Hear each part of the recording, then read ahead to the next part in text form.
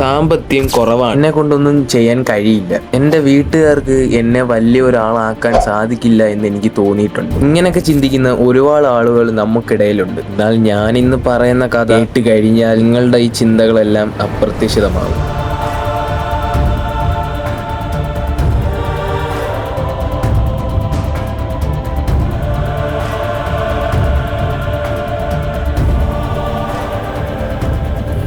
അതെ, അത് തന്നെ. എന്നെ കൊണ്ട് സാധിക്കില്ല എന്ന് പറഞ്ഞവരുടെ മുന്നിൽ വെച്ച് തന്നെ അയാൾ രാജാവായി മാറിയ കഥ. എത്ര തോൽവി വന്നിട്ടും തന്നെ കൊണ്ട് കഴിയില്ല എന്ന് പറഞ്ഞവർ ആരാന്നും ആരാവണം എന്നും പറഞ്ഞവർ, അതെ, അയാൾ ലോകം കീഴടക്കി കഴിഞ്ഞു. The one and only Lionel Andrés മെസ്സിയുടെ കഥ.